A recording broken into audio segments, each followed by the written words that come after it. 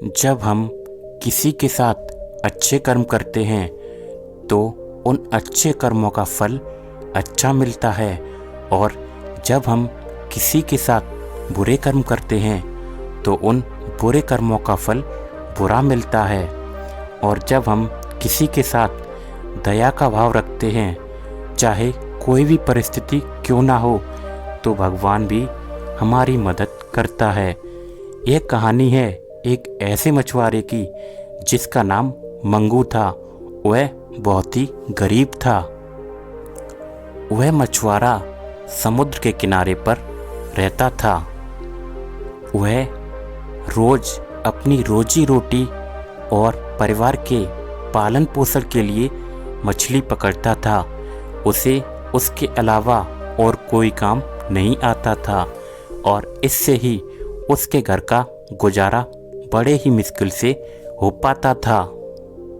लेकिन कुछ दिनों से मंगू रोज समुद्र पर मछली पकड़ने तो जाता था, लेकिन एक भी मछली वह नहीं पकड़ पा रहा था, जिस कारण वह कुछ दिन से बहुत परेशान था।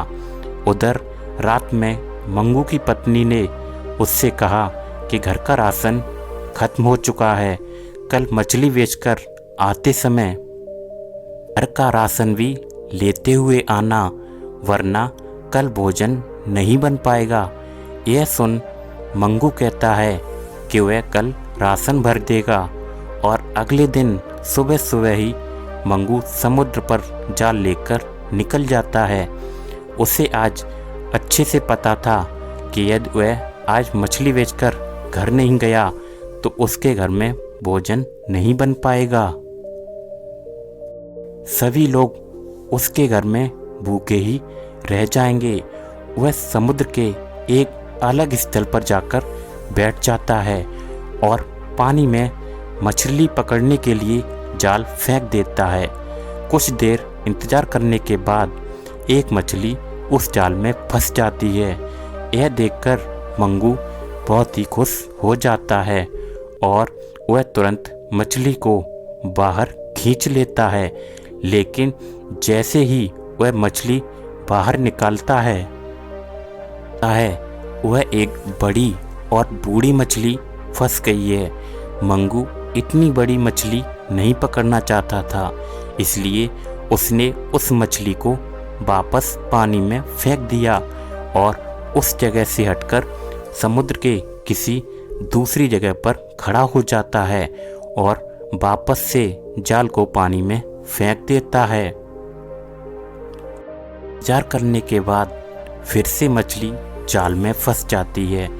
यह देखकर मंगू एक बार फिर से खुश हो जाता है। वह सोचता है कि शायद इस बार छोटी और ज़्यादा मछलियाँ फंस गई हैं। वह तुरंत जाल को ऊपर खींच लेता है, लेकिन जैसे मछली बाहर निकालता है तो वह पाता है वही बड़ी और बूढ़ी मछली है जो जाल में गुमसुम बैठी हुई थी। यह देख मंगू निराश हो जाता है और वापस उसे पानी में फेंक देता है। उसके बाद कई बार मंगू समुद्र में जाल को फेंकता है, लेकिन हर बार वही मछली पकड़ में आ जाती है। मंगू बहुत ही परेशान हो जाता है कि ऐसा क्या कारण है कि यही मछली बार बार फंस रही है। वह थोड़ा आगे जाता है और समुद्र में देखता है उस बड़ी मछली को घेरे हुए हैं और आपस में कुछ बात कर रही होती हैं। मंगू मछली की भाषा थोड़ी बहुत समझ आती थी। वह ध्यान से उनकी बातें सुनने की कोशिश करता है। छोटी मछली बड़ी मछली से कहती है कि माँ, तुम इस बार उस जाल की तरफ मत जाओ, यह मछुआरा काफ़ी दुष्ट है, यह तुम्हें जान से मार देगा। तुम क्यों बार बार उसके पास जाकर अपनी जान जोखिम में डालती हो। यह सुन मंगू मछुआरा और बड़े ध्यान से मछलियों की बात सुनने लगता है। तभी बड़ी मछली उनसे कहती है कि भला कोई माँ कैसे अपने बच्चों की जान संकट में डाल सकती है। एक माँ के सामने उसके बच्चे को कुछ हो जाए और वह बर्दाश्त कर ले, यह कभी नहीं हो सकता। इस संसार में माँ का ही प्यार है जो अपने बच्चों को सभी कष्टों से बचाती है। वह खुद दर्द से सह सकती है लेकिन अपने बच्चों की पूरी रक्षा करती है, पालन पोषण करती है, उनकी भलाई के लिए हमेशा प्रार्थना करती है। बड़ी मछली बच्चों से कहती है कि ईश्वर हमारे साथ है, जब तक मैं जिंदा हूँ तुम सबकी रक्षा करूँगी। यह सब सुनकर मंगू भावुक हो जाता है और वह तय कर लेता है कि आज चाहे कुछ भी हो जाए मैं इन मछलियों को नहीं पकड़ूंगा, चाहे उसके लिए मुझे घर में कुछ भी कहना क्यों ना पड़े। और मंगू घर की तरफ खाली हाथ लौटने लगता है। अपने घर पर पहुंचता है।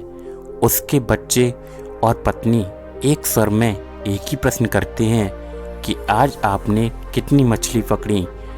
मंगू कुछ देर चुपचाप रहता है और जाल को दीवार पर टांगते हुए कहता है, आज मैंने एक भी मछली नहीं पकड़ पाई। यह सुन उसकी पत्नी और बच्चे बहुत निराश हो जाते हैं।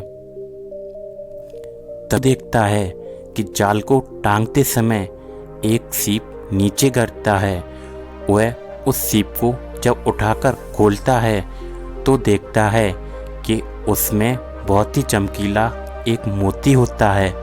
वह उस मोती को लेकर एक जौहरी के पास जाता है और कहता है कि मुझे इस मोती को बेचना है। वह जौहरी इस मोती को देखकर कहता है कि मैं तुम्हें इस मोती की इतनी कीमत दे दूंगा कि तुम आराम से 2-3 महीने बैठकर खाओगे। यह सुन मंगू बहुत खुश हो जाता है और जौहरी उस मोती को खरीद लेता है और उसके बदले मंगू को अच्छी खासी कीमत दे देता है।